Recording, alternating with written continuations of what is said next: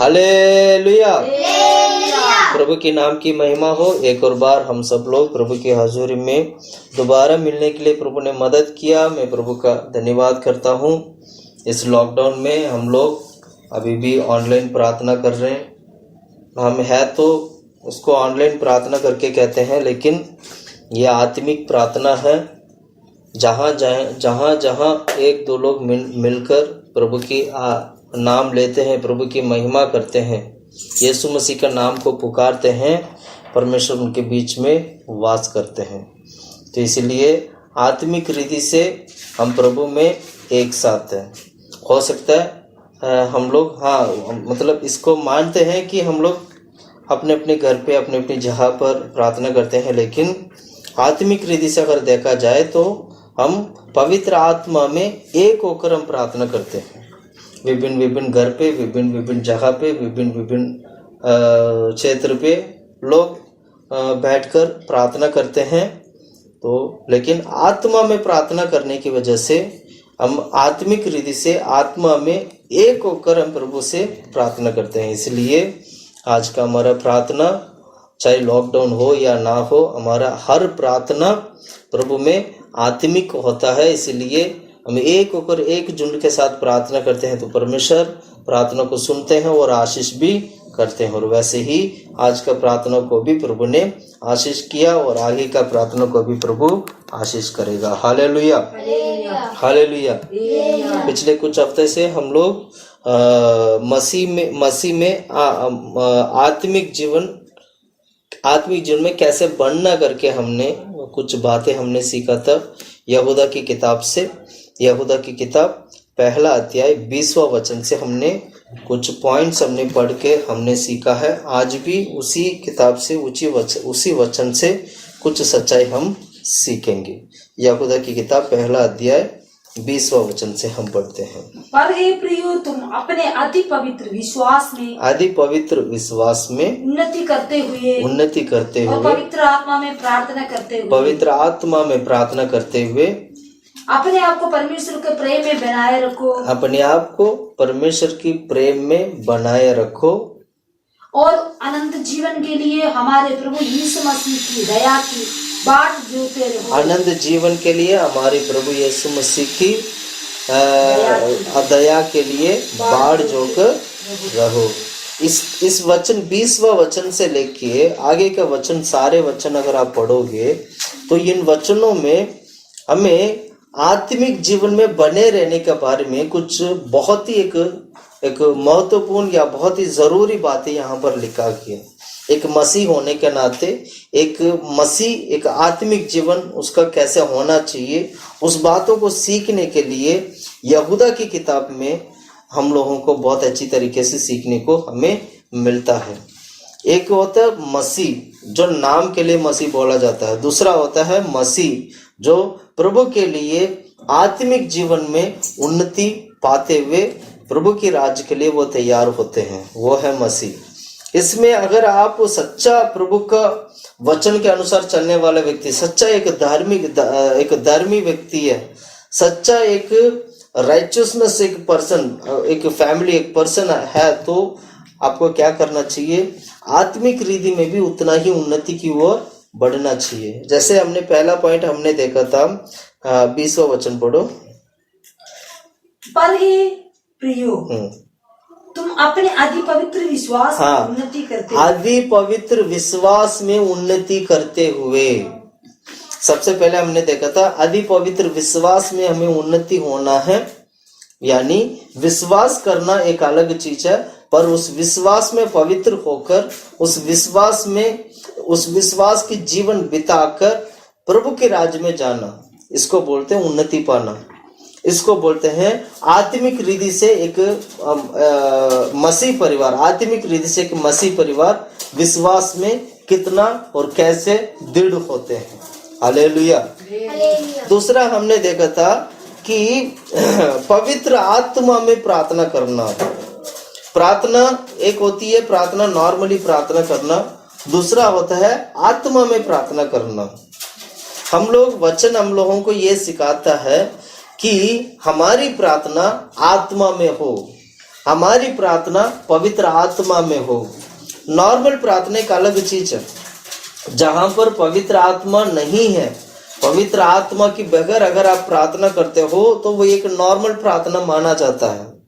लेकिन जब आत्मा में होकर जब आप प्रार्थना करते हो, जब पवित्र आत्मा की अगुवाई के अनुसार जब आप प्रार्थना करते हो, तो वो एक हमारा आत्मिक जीवन का उन्नति की ओर बढ़ने वाली प्रार्थना है। यानी इसका मतलब ये हुआ कि परमेश्वर की वचन में आप उन्नति की ओर बढ़ते हैं, इसलिए आपकी प्रार्थना भी आत्मा में प्रार्थना होता है और आपकी प्रार्थना में पवित्र आत्मा कार्य करता है। प्रिय भाइयों बहनों, मैं कहना चाहता हूँ, बाइबल हमें इस प्रकार सिखाती है कि हमारी प्रार्थना पवित्र आत्मा के साथ हो।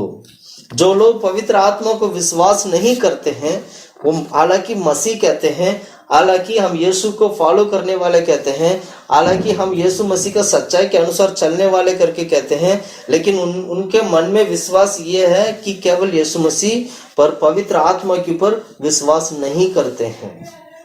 अगर आप पवित्र आत्मा के ऊपर विश्वास नहीं करते हो फिर भी प्रार्थना करते हो, तो वचन क्या सिखाती है कि एक मसीह होने के नाते, एक परमेश्वर के पवित्र लोग, संत लोग होने के नाते आपकी प्रार्थना आत्मा में प्रार्थना करना चाहिए, पवित्र आत्मा में प्रार्थना करना चाहिए करके जब इस प्रकार जब हमें वचन सब सिखाती है, तो हमें इस बात को समझना चाहिए कि पवित्र आत्मा भी है। यानी प्रार्थना आत्मा के साथ किया जाता है, यानी पवित्र आत्मा की द्वारा प्रार्थना किया जाता है। इस बात को हम अच्छी तरह सीखते हैं वचन से। इसलिए अब्राहम के बारे में पढ़ते वक्त परमेश्वर ने अब्राहम को क्या दिया था? परमेश्वर ने वायदा दिया था, प्रॉमिस दिए थे। वो प्रॉमिस अन्य जाति लोगों को जाकर जाने के लिए प्रभु यीशु मसीह के द्वारा वो प्रॉमिस आया था। वो प्रॉमिस है पवित्र आत्मा। ऐसे ही हमने बाइबल में पढ़ा है। जो प्रॉमिस अब्राहम को जो मिला गया था, वो अब्राहम को मिला गया प्रॉमिस यीशु मसीह के द्वारा अन्य जाति लोगों के बीच में आ पहुंचा है। इसलिए अन्य जाति लोग भी, हम जैसे सारे अन्य जाति लोग भी, हम क्या करते हैं? पवित्र आत्मा में बढ़ते हैं, क्योंकि अब्राहम को दिया गया वायदा के अनुसार प्रभु हमारे बीच में क्या करते हैं? पवित्र आत्मा को उंडेलते हैं। इस्राएल जो लोगों के ऊपर परमेश्वर पवित्र आत्मा को उंडेलता है। दावीद घरानों के ऊपर परमेश्वर पवित्र आत्मा को उंडेलते हैं। हमारी घराना अगर मैं बोलूं तो अगर कोई पूछते तो आपकी घराना क्या है, तो हमारी घराना तो ये है, दाऊद की घराना, अब्राहम की घराना है हमारा घराना, क्योंकि हम यीशु मसीह के ऊपर विश्वास करने वाले लोग हैं, यीशु मसीह का वचन के अनुसार चलने वाले लोग हैं, हम सच्चाई के अनुसार चलने वाले लोग हैं, पवित्रताई में चलने वाले लोग हैं, और ना ही संसार की हर प्रकार की गंदगी और संसार के हर प्रकार की पापों में उलझने वाला, संसार के हर प्रकार की पापों में जीवन बिताने वाला नहीं, वरन उसके बदले में पवित्र जीवन बिताने वाले लोग हैं। अब्राहम की संतान है, अब्राहम की संतान है हम लोग। दाऊद की घराने से पैदा हुआ प्रभु यीशु मसीह के ऊपर विश्वास करने वाले लोग होने के नाते आज हम दाऊद की घराने के लोग भी हैं। अगर हमारे घराना अगर पूछा जाए तो आपकी घराना कौन सा है, तो आपको यही कहना चाहिए, हम दाऊद के घराने के लोग हैं, क्योंकि परमेश्वर की वचन के ऊपर हम विश्वास करते हैं, सच्चाई के मार्ग में चलते हैं, सच्चाई के मार्ग में चलने वाले लोग हैं। प्रिय भाइयों बहनों, मैं कहना चाहता हूँ, वचन के अनुसार हमारे जीवन को बदलना चाहिए, वचन के अनुसार हमारे जीवन को अर्पण करना चाहिए। इसको बोलते हैं मसीह में आत्मिक जीवन में बने रहना। आत्मिक जीवन टोटली एक अलग चीज है। नाम के लिए मसीह के ऊपर विश्वास करने से बेहतर होगा कि आपका जीवन बदलना चाहिए और आपकी जीवन सुधारना चाहिए। वही आपके लिए काम होगा, वही आपके लिए भलाई भी होगा। जो आपने यीशु मसीह के ऊपर विश्वास कर जो स्वर्गराज की ओर आपने जो यात्रा जो शुरू किया है, ये यात्रा व्यर्थ नहीं होगा।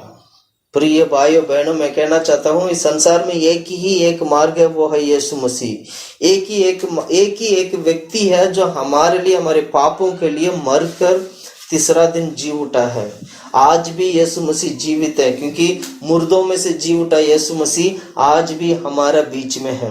हमारे पापों के लिए कौन मर सकता है? हमने पाप किया, हमने हर प्रकार की कुकर्म किया, हर प्रकार की अधर्म किया, लेकिन उस अधर्मों को माफ करने वाला कौन हो सकता है संसार में? कौन है हमारे पापों को माफ कर सकता है? कौन है हमारे अधर्मों से हमें छुड़ा सकता है? कौन है हमें छुटकारा चंगाई दे सकता है? प्रिय भाइयों बहनों, मैं कहना चाहता हूँ यीशु ही ऐसे एक परमेश्वर आपके पापों को क्षमा कर सकता है, आपके पापों को धो सकता है, आपको पूरी तरीके से चंगाई और छुटकारा दे सकते हैं। विश्वास करिए, वही आपके लिए मार्ग है, वही आपके लिए परमेश्वर का मार्ग है और जीवन है, सच्चाई है, जो हम जिस सच्चाई की द्वारा, जीवन की द्वारा हम प्रभु की राज में जा पाएंगे। Hallelujah, hallelujah. एक मसीह आत्मिक रिद्धि में बने रहने के लिए सबसे पहले उसका विश्वास पवित्र होना चाहिए, विश्वास में बने रहना चाहिए। दूसरा है, हमने देखा है, पवित्र आत्मा में प्रार्थना करने वाला होना चाहिए। आज हम तीसरा पॉइंट देखेंगे। तीसरा पॉइंट 21वां वचन पढ़ो। अपने आप को परमेश्वर के प्रेम में बनाए रखो। हाँ, परमेश्वर की प्रेम में बनाए रखना ही आत्मिक जीवन में बने रहना। मसीह में आत्मिक जीवन में बने रहने के लिए आपको क्या करना है? परमेश्वर की प्रेम में बने रहना होगा। इससे कुछ महीने पहले मैंने मसीह में बने रहने के बारे में मैंने कुछ वचन हम लोगों ने देखा था, कुछ बाइबल स्टडी हम लोगों ने की। मसीह में बने रहने के लिए हमें क्या करना चाहिए, मसीह में बने रहने का मतलब क्या है करके हमने सीखा था। अगर आप लोगों को याद होगा तो उस वचन को दोबारा सुनिएगा। उसी प्रकार आज मैं उसी चीजों को मैं थोड़ा सा मैं बताऊंगा, उसमें से आज कुछ और कुछ बातों को हम सीखेंगे। परमेश्वर की प्रेम में बने रहने का मतलब क्या है? परमेश्वर की प्रेम में बने रहने से क्या मसीह में आत्मिक रिद्धि से हम बने रह पाएंगे? मसीह का प्रेम में बने रहने के लिए वचन कहता है, तो इसका मतलब क्या अर्थ हुआ? क्या नाम है, क्या मसीह में परमेश्वर की प्रेम में बने ना रहने से हमारे जीवन में क्या होगा? अगर यीशु मसीह के प्रेम में ही बने रहना है तो यीशु मसीह का प्रेम में ही बने रहना है तो हमारे जीवन में क्या होगा? शायद आपको समझ में नहीं आ रहा होगा। दोबारा बोलता हूं, मसीह के प्रेम में बने रहने से हमारे जीवन में क्या होगा, या मसीह के जीवन में ही बने रहना है, मसीह के जीवन में ही मसीह के प्रेम में ही, प्रभु यीशु मसीह के प्रेम में ही बने रहना है तो हमारे जीवन में क्या होगा?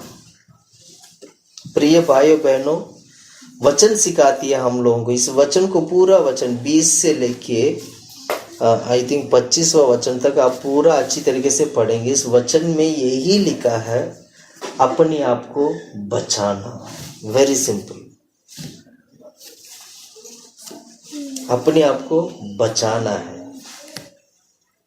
हम यहाँ पर बने रहना करके हम बाइबल में पढ़ते हैं, पर इंग्लिश बाइबल में कीप योर सेल्फ, मतलब अपने आप को बचा के रख। मतलब परमेश्वर की प्रेम में अपने आप को बचा के रख। बचा के रख का मतलब क्या? मसीह में बने रहना है तो अपने आप को बचा के रखना। इसका मतलब अपने आप को बचा के रखना। इसका अपने आप को बचा कर रखने का मतलब क्या है? इट मीन्स, इसका मतलब ये हुआ, कुछ हमारे बीच में ऐसे काम होने वाला है जिस काम में हम फंस भी सकते हैं, हमें छुड़ाने के लिए कोई नहीं हो सकता है, या तो हमें वहां से निकालने के लिए कोई नहीं है। अगर मैं सीधी बात में बोलूं, गलती से नरक में चले जाएंगे, वापस स्वर्ग नहीं आ पाएंगे। इसको बोलते हैं अपने आप को परमेश्वर की प्रेम में बचा कर, कीप योर सेल्फ। इंग्लिश में लिखा है कीप योर सेल्फ, मतलब बचाना, अपने आप को बचाना, परमेश्वर की प्रेम में बचा के रखना। पर हिंदी में लिखा है परमेश्वर की प्रेम में बने रहना। बने रहना मतलब लगातार कंटिन्यूली बने रहना। पर इंग्लिश में क्या लिखा है? कीप योर सेल्फ, मतलब बचा, मतलब बने रहना। ये भी एक्चुअली देखा जाए ये भी बने रहना ही है। बने मतलब इसका अर्थ, दूसरा अर्थ ये हुआ कि बचा के रखना, अपने आप को बचा के रखो या बने रख, बना के रखो। Hallelujah, hallelujah, hallelujah. क्यों बचा के रखने के लिए कहा? मैं दोबारा बोलता हूँ, गलती से नरक चले जाएगा, गलती से आपकी आत्मा नष्ट हो जाएगा, गलती से आपकी जिंदगी नष्ट हो जाएगी, तो दोबारा वापस नहीं मिलेगा। दोबारा वापस लौटने के लिए हमें जगह नहीं मिलेगा। दोबारा वापस या लौटने के लिए दोबारा अवसर नहीं मिलेगा, समय नहीं मिलेगा, दोबारा समय नहीं आएगा हमारे लिए, या दोबारा यीशु मसीह आकर नहीं छुड़ाएंगे। प्रिय भाइयों बहनों, संसार में आपको जीवन बिताना जरूरी है। ये मत कहना जब इतना कुछ क्या नाम है प्रॉब्लम्स, इतना लफड़ा है, यहाँ पर धरती पे इतनी सारी लफड़ा है, तो परमेश्वर ने ऐसे क्यों किया? ऐसे क्यों किया? इंसान को बनाया और सारा प्रॉब्लम में डाल दिया, फिर दोबारा फिर वो क्या नाम है विश्वास करके, मसीह में आकर विश्वास करके मसीह में बने रह के फिर स्वर्ग में जाना। इतना लफड़ा क्यों हुआ? प्रिय भाइयों बहनों, मैं कहना चाहता हूँ, परमेश्वर की योजना के अनुसार, परमेश्वर अपने मन में जो योजना है वह योजना के अनुसार अपने कामों को करते हैं। आज हम धरती पे आए हैं, हम धरती पे जीवन बिताते हैं और जीवन बिताना भी चाहिए, धरती पे रहना भी चाहिए। क्यों? अगर धरती में रहना नहीं होता, धरती में जीवन बिताना नहीं होता, तो शायद हम इस धरती पे नहीं आते। लेकिन परमेश्वर इसको जरूरी समझा, इसीलिए हम आए हैं। क्यों? क्योंकि जो शैतान हमसे लड़ा है, उसको जीतने के लिए इस जीवन की जरूरत है। शैतान से जीतने के लिए हमें जीकर, पवित्रताई में जीकर, सच्चाई में जीकर, विश्वास में जीकर, जयवंत कलीसिया बनकर, जयवंत व्यक्ति बनकर प्रभु के राज्य में जाना परमेश्वर चाहते हैं। डरपोक की तरह स्वर्ग में जाना प्रभु की इच्छा नहीं है। परमेश्वर चाहते हैं जयवंत लोगों की तरह स्वर्ग में जाएं, जयवंत व्यक्ति बनकर स्वर्ग में जाएं। इसलिए बाइबल में लिखा है जयवंत लोग उठा लिए जाएंगे, जो जय पाएगा वो उठा लिया जाएगा। क्यों लिखा है जय पाने वालों के बारे में? क्यों लिखा है बाइबल में जय पाने के वालों के बारे में लिखा है? क्योंकि परमेश्वर चाहते हैं परमेश्वर की लोग शैतान को हरा कर जयवंत होकर प्रभु के राज्य में जाएं। इसलिए इतना सारे लफड़े हैं जो हमारे जीवन में। ये लफड़ा इसलिए है शैतान को हराने के लिए, ये प्रॉब्लम इसलिए हम धरती में जीवन बिताते हैं शैतान को हराने के लिए। क्योंकि परमेश्वर ने वायदा किया था, उस वायदा के अनुसार हम शैतान को हराते हैं। ये वायदा कब हुआ था? वायदा कब हुआ था? जब उत्पत्ति का समय पर, जब आदम और हव्वा ने पाप किया था। जब आदम और हव्वा ने पाप किया, उसी वक्त परमेश्वर ने उसी वक्त जजमेंट दिया। आदम को जज किया, हव्वा को भी जज किया और सांप को भी, यानी शैतान को भी जज किया। तब भी परमेश्वर ने बोल दिया था जो भी बच्चा जन्म होगा, यानी जो भी बीज होगा, वो शैतान की सिर को, शैतान की पूंछ को कुचलेगा। इसीलिए इस धरती पे जितना भी लोग आते हैं, जो लोग मसीह में जीवन बिताते हैं, वे लोग शैतान को नाश करते हैं, वे लोग शैतान को हराते हैं। प्रिय भाइयों, एक जैव जीवन बिताने के लिए परमेश्वर हमें इस धरती पे लेके आया है। आज आपको ये चीज समझना चाहिए, सीखना चाहिए। हम जयवंत होकर जाने के लिए, जयवंत होकर जाने के लिए, जयवंत होकर प्रभु के राज में जाने के लिए परमेश्वर ने हम लोगों को अलग किया है।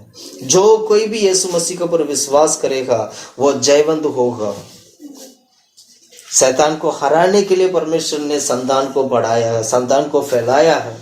आदम और हव्वा को फूलने फलने के लिए इसलिए प्रभु ने दिया था कि ताकि हम शैतान को हराएं। जो शैतान जो परमेश्वर के खिलाफ खड़ा हुआ था, जो शैतान जो आदम हव्वा के खिलाफ खड़ा हुआ था, जो शैतान जो वृक्ष के फल को खाने के लिए मजबूर किया था, जो शैतान जो बड़ी क्या कहते हैं, बड़ी तरीके से, बड़ी चतुर तरीके से जो शैतान काम किया, शैतान को हराने के लिए परमेश्वर ने बोला, आदम हव्वा को बोला फूले फलो, फूले फलने के लिए। क्यों? उसको हराना है। क्योंकि हम हार कर नहीं, हम जीत कर स्वर्ग जाने वाले लोग हैं। इसीलिए परमेश्वर धरती पे जितने भी लोग यीशु मसीह के ऊपर विश्वास करते हैं, उन सब जो लोग परमेश्वर के मार्ग पर चलते हैं, जो लोग सच्चाई में चलते हैं, उन सभी लोगों को परमेश्वर मदद करते हैं। इसलिए मदद करने के लिए कभी भी परमेश्वर पीछे नहीं होते, वो हमेशा आगे खड़ा होकर हर व्यक्ति को प्रभु मदद करता है ताकि वो परमेश्वर के राज के लिए तैयार हो सके और शैतान को नाश कर सके, जो शैतान हमें नाश करने के लिए चाह रहा था। इसलिए हमें क्या करना चाहिए? हम यीशु मसीह के ऊपर विश्वास करना चाहिए। केवल मसीह नहीं, मसीह में आत्मिक बनना जरूरी है। इसीलिए वचन हमें सिखाती है हमारा विश्वास और भी पवित्र होना चाहिए, और भी मजबूत होना चाहिए। और इतना ही नहीं, हम दूसरा पॉइंट हमने देखा था, आत्मा में प्रार्थना करना। आत्मा आपको लड़ने की ताकत देगा, इसलिए हमारी प्रार्थना पवित्र आत्मा में हो। दूसरा पॉइंट अभी हमने देखा है, हमने क्या देखा? परमेश्वर की प्रेम में बने रहना। परमेश्वर की प्रेम में बने रहने का मतलब क्या है? परमेश्वर की प्रेम में बने रहने के बारे में क्या कहता है? परमेश्वर की प्रेम में बने रहने का मतलब परमेश्वर की सच्चाई में बने रहना, परमेश्वर की वचन में बने रहना, इसी को बोलते हैं परमेश्वर की प्रेम में बने रहना। यूहन्ना की किताब 14 अध्याय 21वां वचन पढ़ते हैं। वहां पर आपको यही देखने को मिलेगा कि परमेश्वर की वचन, आज्ञा या वचन में बने रहने के बारे में लिखा है, जो कि उसको प्रेम करके लिखा है। पढ़ो यूहन्ना की किताब 14 अध्याय 21वां वचन। जिसके पास मेरी आज्ञाएं हैं, जिसके पास मेरी आज्ञा है और वे उन्हें मानता है, वे उन्हें मानता है, मतलब आज्ञा को जो मानता है वही मुझसे प्रेम रखता है, वही मुझसे प्रेम रखता है, और जो मुझसे प्रेम रखता है, जो मुझसे प्रेम रखता है, उससे मेरी पिता प्रेम रखेगा, उसी से भी मेरी पिता प्रेम रखेगा, और मैं उससे प्रेम रखूंगा। तो यीशु भी कहते हैं, मैं भी उससे प्रेम रखूंगा और अपने आप को उस पर प्रकट करूंगा। अपने आप पर उस पर मतलब उस व्यक्ति के ऊपर मैं प्रकट करूंगा। हालेलुया। प्रिय भाइयों बहनों, यहाँ पर वचन हम क्या सीखते हैं? प्रभु यीशु मसीह के ऊपर प्रेम करने का मतलब यही है कि परमेश्वर की सच्चाई के अनुसार चलना या सच्चाई में बने रहना। आज कितना भाई लोग बहन लोग हैं जो परमेश्वर की सच्चाई पर चलते हैं। परमेश्वर, बड़ी अजीब बात तो ये होगा कि प्रभु को कैसे प्रेम कर पाएंगे जिसको हमने देखा नहीं, जो व्यक्ति हमारा सामने नहीं है, उसको हम कैसे प्रेम करें? अगर सामने कोई हो तो हम प्रेम कर सकते हैं, हम प्यार कर सकते हैं। हमारी नजर के सामने कोई नहीं है ना, हमारी नजर के सामने कोई नहीं है, हमारे आसपास कोई नहीं है, तो वचन कहती है परमेश्वर के ऊपर प्रेम करना। परमेश्वर को हमने देखा ही नहीं, ना ही देखा, ना हमारे सामने है जो हम देखकर प्रेम कर सकें, प्यार कर सकें, ऐसे भी नहीं है। तो प्रभु को कैसे प्रेम कर पाएंगे? जो व्यक्ति परमेश्वर को प्रेम करता है वह परमेश्वर की बातों को भी मानता है। मैं उदाहरण के लिए मैं एक बात बताना चाहता हूँ। मान लो मैं किसी को कुछ बात बोलता हूँ, मान लो मैंने अपने बेटी को कुछ बात बोला, उस बेटी ने वो काम कर दिया, तो समझ लो उसने इसलिए मेरा काम किया है, इसलिए मेरा बात को सुनकर मेरा काम किया है क्योंकि वो मुझे प्यार करती है। मेरा बेटी मुझे प्यार करने की वजह से मेरा बात को सुनती है और वो काम को करती है। हालेलुया। इसका मतलब क्या हुआ? परमेश्वर के ऊपर प्रेम रखने का मतलब यही है कि प्रभु के ऊपर विश्वास करना और उनकी बातों को मानना। जो व्यक्ति बातों को मानेगा वही उनकी बातों को सुनेगा। अगर आप परमेश्वर की बात को मानते हो तो समझ लो यही प्रेम है। प्रेम का मतलब ये नहीं है अलग से प्रेम करना, प्यार करना, नहीं। प्रेम का मतलब तो ये है कि आपको परमेश्वर की बातों को मानना, परमेश्वर की सच्चाई को मानना, सच्चाई में चलना।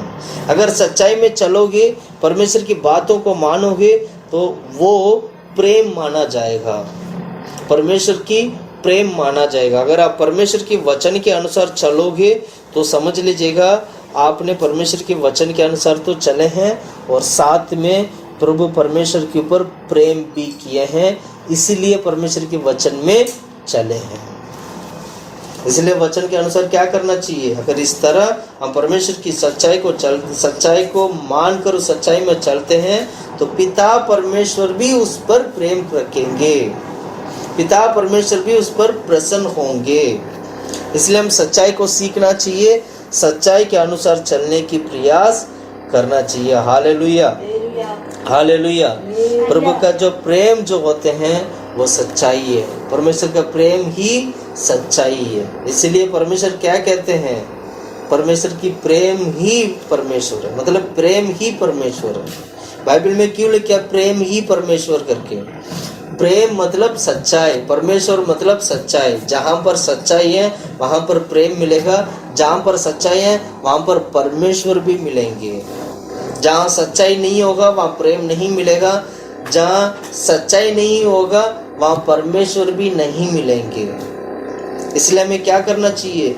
वचन के अनुसार चलने की प्रयास करिएगा ताकि परमेश्वर की प्रेम आपके जीवन में बने रह सके। परमेश्वर की प्रेम में बने रहने के लिए सच्चाई को कभी ना छोड़ें, सच्चाई को कभी ना भूलें, परमेश्वर की वचन को कभी ना भूलें, परमेश्वर की वचन को कभी ना छोड़ें। अगर आप परमेश्वर की वचन को छोड़ दिया, अगर आप परमेश्वर की सच्चाई को छोड़ दिया तो समझ लीजिएगा आपके जीवन में परमेश्वर का प्रेम नहीं है। इसलिए वचन क्या सिखाती है? कीप योर से, परमेश्वर की प्रेम को ना बचा के रखना है। इसका मतलब सच्चाई को बचा के रखना है।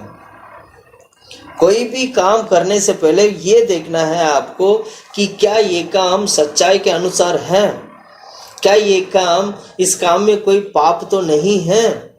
अगर पाप होगा तो तुरंत उस काम को नहीं करना है। अगर पाप वाला काम करोगे तो वहां पर परमेश्वर का प्रेम नहीं होगा, परमेश्वर की प्रेम प्रकट नहीं होगा। इसलिए क्या करना चाहिए? प्रभु यीशु मसीह के ऊपर विश्वास करना है, विश्वास कर सच्चाई में चलने की प्रयास करेगा ताकि परमेश्वर की प्रेम हमारे जीवन में भरपूर रीति से बने रह सके। वचन के अनुसार चलना बहुत ही जरूरी है, वही हमें प्रेम की ओर लेके जाएगा। अनजान में मतलब आप जैसे जैसे वचन में चलने लगोगे, चलते चलते आपको मालूम ही नहीं होगा कि आप परमेश्वर के प्रेम में भी चलते हो। जितना परमेश्वर के वचन में चलोगे उतना परमेश्वर की प्रेम में चलोगे। इसलिए परमेश्वर की प्रेम को बचा के रखना मतलब सच्चाई को बचा के रखना है। Hallelujah, hallelujah. यूहन्ना की किताब 15 अध्याय 9 और 10वां वचन पढ़ते हैं। यूहन्ना की किताब 15 अध्याय 9 और 10। जैसे पिता ने मुझसे प्रेम रखा वैसा ही मैंने तुमसे प्रेम रखा और मेरी प्रेम में बने रहो। यदि तुम मेरी आज्ञाओं को मानोगे तो मेरे प्रेम में बने रहोगे, तो मेरा प्रेम में भी बने रहोगे। जैसा कि मैंने अपने पिता की आज्ञाओं को माना है, जैसे कि मैंने अपनी पिता की आज्ञाओं को माना है और उसके प्रेम में बना रहता हूँ। मैंने ये बातें तुमसे इसलिए कही कि मेरा आनंद तुम में बना रहे, मेरा आनंद तुम में बना रहे और तुम्हारा आनंद पूरा हो जाए, और तुम्हारी आनंद भी पूरा हो जाए। हालेलुया। वचन बहुत ही क्लियर तरीके से हमें सिखाती है कि परमेश्वर की प्रेम में बने रहने के बारे में। परमेश्वर की प्रेम में बने रहने का मतलब यही है कि परमेश्वर की विधि, परमेश्वर की जो सच्चाई, परमेश्वर की आज्ञा के अनुसार हमें चलना, प्रभु की आज्ञा के अनुसार चलना ही परमेश्वर का प्रेम है। Hallelujah, hallelujah, hallelujah, hallelujah. इसलिए क्या करना चाहिए? मन में आपकी हृदय में आप मानना चाहिए बातों को। मन में हृदय में एक डिसीजन लेना चाहिए, एक तय करना चाहिए, डिसीजन लेना है और डिसीजन लेके उस डिसीजन का अनुसार क्या करना चाहिए? काम करना है। मन में तय करना है आपको, मन में एक डिसीजन आना चाहिए कि मुझे ये काम करना है, ये सच्चाई का काम है, ये काम मुझे करना है, ये सच्चाई हमें ऐसे सिखाती है तो इस सच्चाई के अनुसार मुझे चलना है। आपको मन में एक निर्णय लेना चाहिए। अब मैं एक बात बताना चाहता हूँ। प्रेरितों की किताब 11 अध्याय 23वां वचन उठाएगा जल्दी से जल्दी। प्रेरितों की किताब 11 अध्याय 23वां वचन। प्रेरितों का किताब 11। वहां पहुंचकर और परमेश्वर के अनुग्रह को देखकर आनंदित हुआ और सबको उपदेश दिया कि तन मन लगाकर प्रभु से लिपटे रहो। तन मन लगाकर प्रभु से लिपटे रहो। देखो, परमेश्वर को देखकर हमें आनंदित होना है तो प्रभु का प्रेम हमारे जीवन में आना चाहिए, क्योंकि इससे पहले वाला वचन में हमने यही पढ़ा था।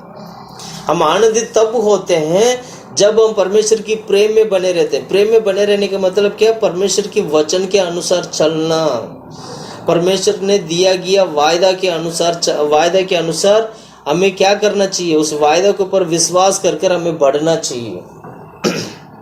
उस वायदा के अनुसार हमारे जीवन में भी काम होना चाहिए। केवल वायदा ही नहीं, और परमेश्वर का क्या नाम है? सच्चाई भी। सच्चाई को समझकर सच्चाई के अनुसार चलने लगोगे तो परमेश्वर की प्रेम आपका जीवन में पूरा होगा। तो परमेश्वर की प्रेम जीवन में पूरा होते होते आप आनंदित हो जाओगे। इसलिए अभी प्रेरितों की किताब में हम पढ़ते वक्त हम क्या पढ़ते हैं? उस वचन को दोबारा पढ़ो। वो वहां पहुंचकर और परमेश्वर के अनुग्रह को देखकर आनंदित हुआ। यानी प्रभु के अनुग्रह को देखकर उसने आनंदित पाया था, आनंदित हो गया था वो। यानी परमेश्वर की अनुग्रह को देखने वाला व्यक्ति आनंद को प्राप्त करता है। परमेश्वर को देखने वाला व्यक्ति प्रभु की महिमा को या आनंद मतलब उनका जीवन में आनंद, खुशी आ जाता है, आनंदित हो जाता है वो। इसलिए क्या करना चाहिए? हम आनंदित होना चाहिए। आनंदित होने के लिए प्रभु की महिमा को प्रभु के अनुग्रह को देखना है हमें। तो प्रभु इसको कैसे करना है? तन मन पढ़ो उसको। और सबको उपदेश दिया कि सबको उपदेश मतलब सबको बुद्धि दिया, सबको समझाया, उपदेश दिया, बुद्धि दिया, सिखाया कि तन मन लगाकर प्रभु से लिपटे रहो। तन मन लगाकर प्रभु से लिपटे रहो, मतलब परमेश्वर को पकड़े रहो, परमेश्वर को पकड़ लो। इसी को बोलते हैं परमेश्वर की प्रेम में बने रहना। Hallelujah, hallelujah, hallelujah, hallelujah. इसलिए क्या करना चाहिए? हम हमेशा परमेश्वर की प्रेम में बने रहना है। मैं एक और बात भी मैं बताना चाहता हूँ। पहला यूहन्ना की किताब अध्याय 4 का 16 वचन से मैं बताना चाहता हूँ। पहला यूहन्ना की किताब अध्याय 4 का 16 पढ़ो। पहला यूहन्ना की किताब। जो प्रेम परमेश्वर हमसे रखता है, जो प्रेम परमेश्वर हमसे रखता है, उसको हम जान के मतलब ध्यान से देखिएगा, परमेश्वर की प्रेम को जानना जरूरी है। आपको वचन क्या सिखाती है? प्रेम को जानो। हम यहाँ पर पढ़ते हैं कि परमेश्वर की प्रेम को जानो। अब परमेश्वर की प्रेम को जानने का मतलब क्या? परमेश्वर की सच्चाई को जानना। परमेश्वर ने हमारे लिए दिया गया सच्चाई को जानना ही परमेश्वर की प्रेम को जानना होता है। इसका मतलब क्या हुआ? परमेश्वर की प्रेम को कैसे जानोगे? जब आप वचन को पढ़ोगे, जब आप बाइबल पढ़ोगे, जब आप परमेश्वर की सच्चाई को, उस बाइबल को खोज कर वचन को पढ़ने वाला व्यक्ति बनोगे, तो वही परमेश्वर का प्रेम होगा। यानी प्रेम को जानना होगा, प्रेम को जानना होगा। जितना जितना परमेश्वर के वचन पढ़ोगे, जितना जितना बाइबल पढ़ोगे, उतना ही आप परमेश्वर की प्रेम को जानोगे। प्रिय भाइयों बहनों, मैं कहना चाहता हूँ, वचन हम लोगों को सिखाती है कि परमेश्वर की प्रेम को तुम जानो, प्रभु का प्रेम को तुम जानो, परमेश्वर को वचन को तुम परमेश्वर की प्रेम को तुम पहचानना जरूरी है, जानना जरूरी है हम लोगों को। आज कितने लोग हैं जो परमेश्वर को प्रेम को जानते हैं? अगर आप बाइबल पढ़ने वाला व्यक्ति है, अगर आप सच्चाई को पढ़ने वाला व्यक्ति है, अगर आप वचन पढ़ने वाला व्यक्ति है, तो समझ लीजिएगा आप परमेश्वर को जानने वाला व्यक्ति है। परमेश्वर की प्रेम को जानने वाला व्यक्ति है। परमेश्वर को जानने वाला व्यक्ति भी बोल सकते हैं, लेकिन वचन और मैं क्लियरली बोलूं तो परमेश्वर की प्रेम को जानने वाला व्यक्ति है। परमेश्वर की प्रेम में क्या, वो कितना वो आपको प्यार करते हैं, कितना परमेश्वर आपके लिए लहू बहाया, कितना परमेश्वर आपके लिए कार्य किया है, कैसे कैसे काम किया। यह प्रभु का प्रेम है, यह प्रभु का सच्चाई है। सच्चाई को जानने से हमें परमेश्वर की प्रेम के बारे में हम समझ लेते हैं। Hallelujah, hallelujah, hallelujah, hallelujah. इसलिए क्या करना चाहिए? परमेश्वर की सच्चाई को क्या करना है? पढ़ना है, सीखना है, जिससे कि परमेश्वर की प्रेम को हम जान सके। उस वचन को दोबारा पढ़ेंगे। पहला यूहन्ना की किताब 4 का 16 वचन दोबारा पढ़ें। परमेश्वर हमसे रखता है, हाँ, उसको हम जान के परमेश्वर की प्रेम को जान के, और हमें उसका विश्वास है। हाँ, परमेश्वर प्रेम है। सुजा ढंग से पढ़ो, थोड़ा सा समझने जैसा पढ़ो, दोबारा पढ़ो। जो प्रेम परमेश्वर हमसे रखता है, जो प्रेम परमेश्वर हमसे रखता है, उसको हम जान के, और हमें उसका विश्वास है, और हमें उसके विश्वास है। हाँ, मतलब जानने वाला व्यक्ति है, परमेश्वर की प्रेम को जानने वाला व्यक्ति कहता है कि हमें उन पर विश्वास है। ध्यान से सुनिएगा, एक बात हमें सीखना इसमें है कि परमेश्वर की प्रेम के ऊपर जानने वाला व्यक्ति, जो व्यक्ति परमेश्वर की प्रेम को जान लेगा और उसको परमेश्वर के ऊपर विश्वास आ जाएगा। अगर आप बाइबल पढ़ते हो, अगर आप वचन पढ़ते हो, तो आप परमेश्वर की प्रेम को जान लोगे। और इतना ही नहीं, उस प्रेम को जानने के बाद ऑटोमेटिकली आपको एक विश्वास भी, परमेश्वर के ऊपर एक विश्वास भी आपका जीवन में आ जाएगा। परमेश्वर के ऊपर विश्वास भी आपका जीवन में आ जाएगा। जब आप परमेश्वर की वचन को जानोगे, तो जैसे जानते ही आपको समझ में आ जाएगा कि परमेश्वर की प्रेम ये है। परमेश्वर की वचन पढ़ते पढ़ते आपको समझ में आ जाएगा कि ये है परमेश्वर की प्रेम।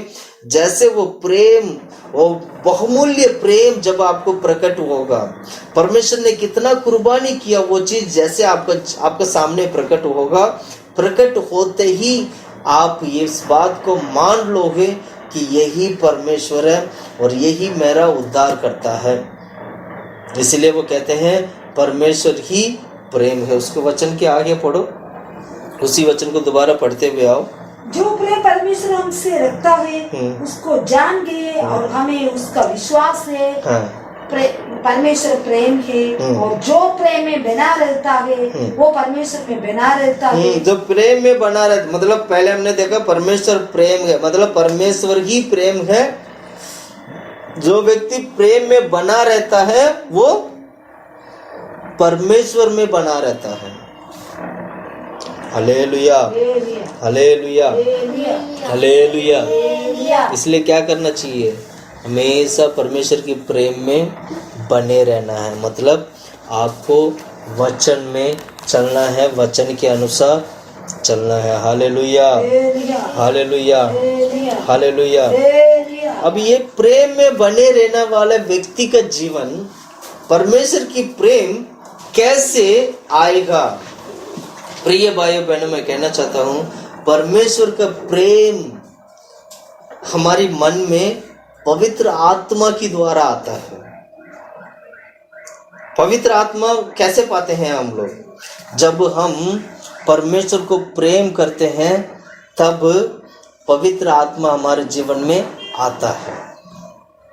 परमेश्वर को प्रेम करना, परमेश्वर में जितना परमेश्वर की प्रेम में हम उभर कर आएंगे, उसी वक्त पवित्र आत्मा हमारे जीवन में प्रकट होगा।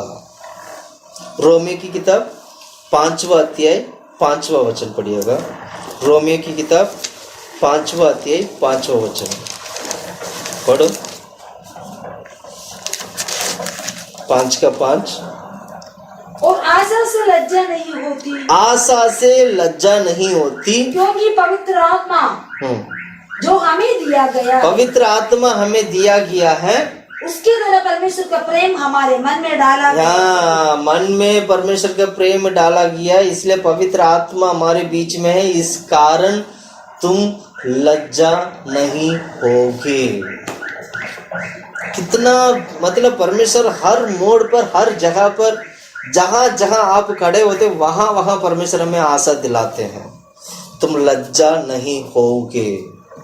प्रिय भाइयों बहनों, बोलिएगा आप लोग, मैं लज्जा नहीं होऊंगा क्योंकि मुझ में पवित्र आत्मा है, मुझ में परमेश्वर की प्रेम है, मुझे आशा है। आशा के कारण मैं लज्जा नहीं होऊंगा। इसलिए मैं नहीं होऊंगा क्योंकि मेरा अंदर पवित्र आत्मा है, क्योंकि मेरा अंदर परमेश्वर का प्रेम है करके हमें कहने वाला हम बनना चाहिए।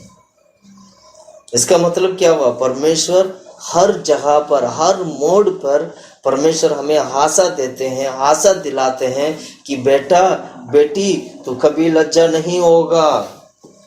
इस्राएल लोग जब मिस्र से कानान की ओर जा रहे थे, कितनी बार इस्राएल लोग जो है कितनी सारी प्रॉब्लम को सामना करना पड़ा। हर प्रॉब्लम के साथ परमेश्वर उनको हमेशा आशा देते थे, हमेशा परमेश्वर आशा देते थे। और उस आशा को मूसा ने अच्छी तरह पकड़ लिया था। हमेशा उनको आशा मिलता था, तुम लज्जित नहीं होगी, तुम लज्जित नहीं हो, तुम मरोगे नहीं, तुम्हें कुछ नहीं होगा। खाना चाहिए मैं तुम्हें दूंगा खाना, पानी चाहिए मैं तुम्हें दूंगा पानी। समुद्र है तो कोई बात नहीं, समुद्र को 2 भाग करूंगा, तू पार करेगा। वो भी कैसे पार करेंगे? सूखा जमीन पर। समुद्र के अंदर सूखा जमीन कहाँ होते हैं? लेकिन जिस समुद्र के अंदर इस्राएल लोग जो समुद्र को पार किया, उस समुद्र की पानी इतना सूख गया था, जमीन भी सूखा मिला उन लोगों को। परमेश्वर ने इतना सूखे मार्ग में, इतना सूखा हुआ एक जमीन पे, समुद्र की जमीन पे प्रभु ने लेके गया था इस्राएल लोगों को। मैं ये बात क्यों कहना चाहता हूँ, परमेश्वर हमें लज्जित होने नहीं देते हैं। हर मोड़ पर हमारे लिए खड़ा होकर हमें आशा देते हैं, बेटा आज मैं तुम्हारे लिए पवित्र आत्मा दिया हूँ, ये मेरा प्रेम है, ये तुम्हारे बीच में है। परमेश्वर हर जगह पर हमें अपनी प्रेम को प्रभु हमारे बीच में देते हैं, जो आत्मा के द्वारा हमें मिलता है। वो उस कारण हम आशा के कारण हम लज्जित नहीं होते हैं। वचन देखिए हमें किस प्रकार हमें वचन सिखाती है। एक और बात मैं कहना चाहती हूँ, इसलिए हमें ऐसे सवाल आना चाहिए कि मेरा परमेश्वर की प्रेम से मुझे कौन अलग कर सकता है। ऐसे हम वचन में पढ़ते हैं, एक जगह पे रोमियो की किताब में पढ़ते हैं, रोमियो की किताब 8वां अध्याय 36 से लेके 39 तक का वचन को पढ़िएगा। पढ़ो। जैसा लिखा है, तेरे लिए हम दिन भर घात किए जाते हैं, हाँ। हम वध होने वाली भेड़ों के समान गिने गए हैं, परंतु इन सब 8वां अध्याय 36। तो ये हाँ पढ़ो। जैसा लिखा है, तेरे लिए हम दिन भर घात किए जाते हैं, हम वध होने वाले भेड़ों के समान गिने गए हैं, परंतु इन सब बातों में हम उसके द्वारा जिसने हमसे प्रेम किया है, जयवंत से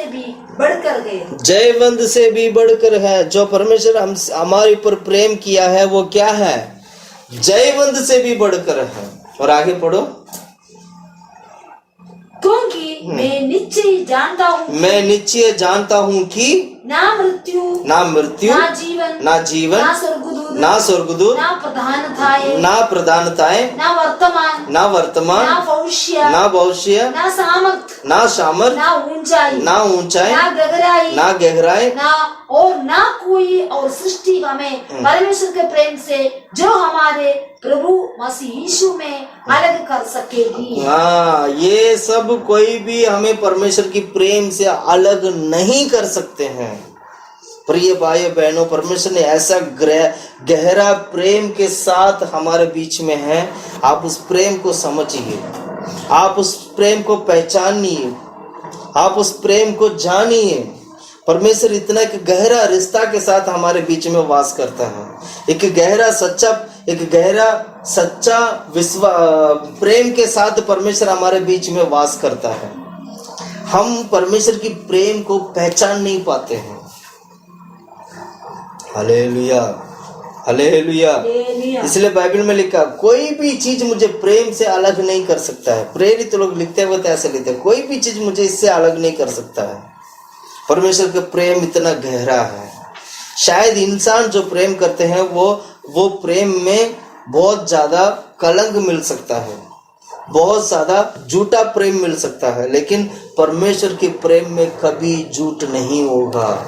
उस प्रेम में कोई मिलावट नहीं होगा, उस प्रेम में कोई कलंक नहीं होगा। प्रिय भाइयों बहनों, मैं कहना चाहता हूँ, आत्मिक रीति से यानी मसीह में आत्मिक बनने के लिए परमेश्वर की प्रेम को बचा के रखना या परमेश्वर की प्रेम में बना रखना जरूरी है। आप परमेश्वर की प्रेम में इतना गहराई पे जाना होगा कि तभी आप परमेश्वर मसीह यीशु मसीह में आत्मिक में बने रहोगे। Hallelujah, hallelujah, hallelujah. मैं एक और वचन में पढ़ाना चाहता हूँ, जल्दी से जल्दी पढ़िएगा। दूसरा थिस्सलुनीकियों की किताब 3 अध्याय 5वां वचन। दूसरा थिस्सलुनीकियों 3 अध्याय 5वां वचन पढ़ो। परमेश्वर के प्रेम और मसीह के धीरज को और प्रभु तुम्हारे मन की अगुवाई करे। कितने लोगों को वचन समझ में आया?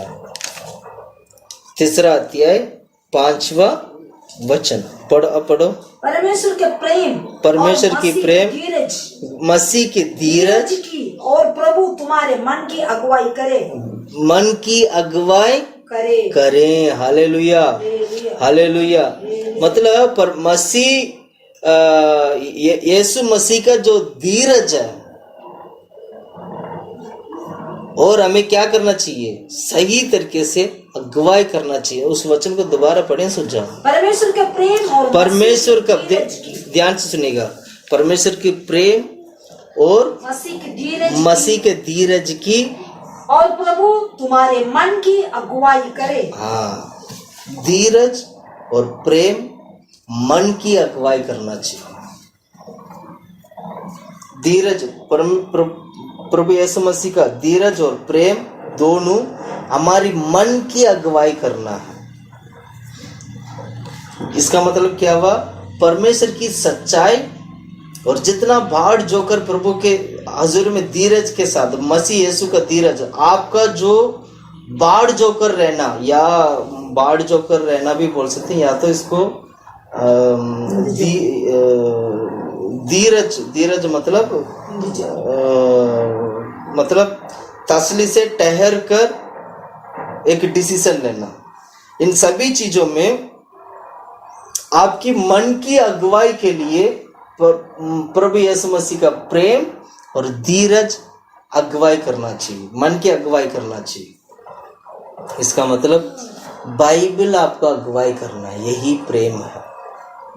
परमेश्वर का प्रेम अगुवाई करना है, इसका मतलब वचन आपको अगुवाई करना चाहिए, सच्चाई आपको अगुवाई करना चाहिए। आपकी मन की अगुवाई सच्चाई की ओर से मिलना चाहिए, वचन की ओर से मिलना चाहिए, वही प्रेम है। और इस अगुवाई को अब्राहम की तरह और पुराना और नए नियम की संत लोगों की तरह धीरज के साथ उस अगुवाई को स्वीकार करना है। इसीलिए कहते हैं परमेश्वर के वचन के अनुसार चलने की प्रयास करेगा और वचन आपको बहुत दूर तक लेके जाएगा। Hallelujah, hallelujah, hallelujah. वचन में बने रहेंगे तो हमारे जीवन भी सुधरेगा, हमारा जीवन भी क्या होगा? सुधरेगा। एक और प्रेम के बारे में मैं बताना चाहता हूँ, जो भाईचारा प्रेम के बारे में बाइबल में क्या लिखा है। भाईचारा प्रेम के बारे में पढ़िएगा। पहला यूहन्ना की किताब 3:16 और 17 वचन। पहला यूहन्ना की किताब 3 अध्याय 16 और 17 वचन। हमने प्रेम इसी से जाना कि उसने हमारे लिए अपने प्राण दे दिया और हमें भी भाइयों के लिए प्राण देने चाहिए। हाँ, हमें भी भाइयों के लिए प्राण देना चाहिए। और आगे पढ़ो। पर जिस किसी के पास संसार की संपत्ति हो, हाँ, जिसके पास संसार की संपत्ति हो, वो अपने भाई को कंगाल देकर उस पर तरस खाना चाहे, हाँ, तो उसमें परमेश्वर का प्रेम कैसे बना रह सकता है? हाँ, अगर आपके पास संपत्ति है, संपत्ति होने के बाद और भाई के ऊपर गलती है, तो गलती के बावजूद उसको आपने क्या कहते हैं, तरस नहीं खाया, तो तुम्हारे अंदर परमेश्वर का प्रेम कैसे दिखाई देगा? वचन हमें से इसको बोलते हैं भाईचारा प्रेम। मतलब परमेश्वर भाई लोगों के लिए कभी भी वो पीछे नहीं हटते हैं। भाईचारा प्रेम के लिए वो हमेशा वहां पर परमेश्वर का प्रेम प्रकट होता है। अपने भाई से माफी मांगो, अपने भाई को प्रेम करो, यही परमेश्वर का प्रेम है करके हमें सिखाया है। एक अच्छा मसीह होने के नाते आत्मिक जीवन में, मतलब मसीह में आत्मिक बनने के लिए भाई का प्रेम की बहुत जरूरत है। भाई बहनों का प्रेम बहुत जरूरी है। इसलिए तभी हम परमेश्वर की प्रेम में बने रहने के कारण तभी हम आत्मिक रीति से बने रहेंगे या आत्मिक में उन्नति की ओर बढ़ेंगे। भाई लोगों का प्रेम ऐसे एक प्रेम है, वो परमेश्वर की प्रेम के साथ तुलना किया गया। अब जितना हम भाई लोगों के साथ हमारा प्रेम बनेगा, उतना परमेश्वर के साथ प्रेम बनता है। यही वचन हमें सिखाती है। जब तुम अपने भाई के साथ तुम प्रेम नहीं रख सकते हो, तो तुम्हारे अंदर परमेश्वर का प्रेम कैसे होगा? वो वचन में ऐसे ही लिखा, उसमें इतना धन दौलत संपत्ति होने के बावजूद कंगालपन को देखा, कंगाल भाई को देखा है और उसके ऊपर आपने तरस नहीं खाया है, तो आपके अंदर परमेश्वर का प्रेम कैसे होगा? ऐसे वचन हमें सिखाता है। इसलिए हमें क्या करना चाहिए? वचन के ऊपर ध्यान करना चाहिए, वचन को समझना चाहिए और परमेश्वर के प्रेम में बढ़ने के प्रयास करना चाहिए। प्रिय भाइयों बहनों, मैं कहना चाहता हूँ, तीसरा पॉइंट जो हमने आज देखा है वो ये था कि मसीह का प्रेम में हमें क्या रहना चाहिए? बने रहना चाहिए। प्रेम को बचा के रखना। बचा के रखने का मतलब यही है, कहीं सच्चाई हमारे जीवन से चले ना जाए, सच्चाई को छोड़कर हम कहीं चले ना जाएं, सच्चाई के पीछे सच्चाई को पकड़कर चलने वाले हम बने। इसलिए हमें क्या करना चाहिए? सच्चाई को अच्छी तरह पकड़ना, सच्चाई को सीखना, सच्चाई के मार्ग में चलने के प्रयास करना है। आइए हम सब लोग घुटने में बैठकर हम प्रार्थना करते हैं। परमेश्वर ने दिया कि इस वचन के अनुसार हमारे बीच में कार्य करने के लिए, यहोवा परमेश्वर हमारे बीच में कार्य करने के लिए, परमेश्वर की प्रेम हमारे बीच में आने के लिए, पवित्र आत्मा के लिए हम जगह देते हैं ताकि परमेश्वर की प्रेम हमारे जीवन में उंडेल पा सके। हालेलुया, आमीन। परमेश्वर तारीफ करते खुदा प्रभु यीशु के नाम से प्रार्थना करते खुदा परमेश्वर, नासरत यीशु के नाम से। हालेलुया, धन्यवाद धन्यवाद धन्यवाद धन्यवाद धन्यवाद धन्यवाद धन्यवाद।